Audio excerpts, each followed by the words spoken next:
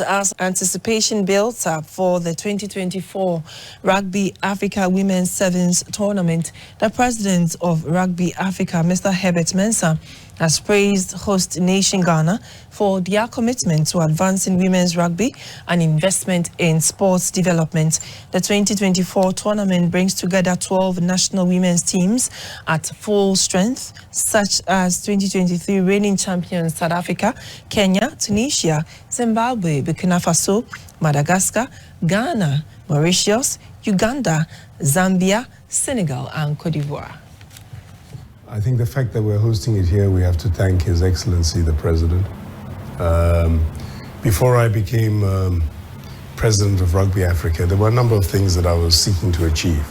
One was that I was encouraging all countries to build a rugby stadium or a rugby park. Easier said than done, but it's to push out. I think the leadership across the continent is one that must have some level of political gravitas.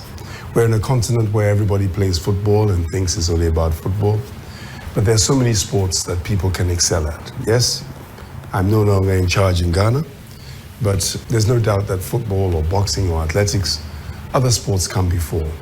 But the fact that Ghana is ranked number 8 in Africa for women, that's extraordinary.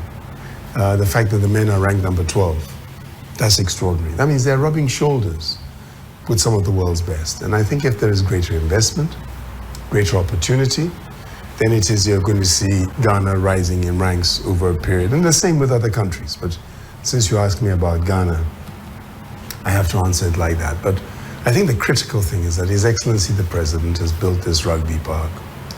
And I haven't witnessed another one across Africa. I think it is only right, given that Tunisia had a few problems, national elections, it was not convenient, they needed to shift the dates.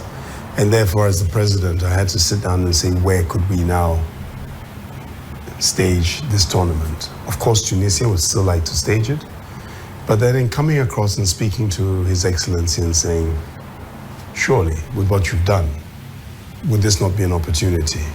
And we got the nod from His Excellency the President, and we therefore expanded the competition, and we now have, uniquely, the first ever 12-team women's sevens tournament anywhere in Africa, and it happens to be in Ghana first.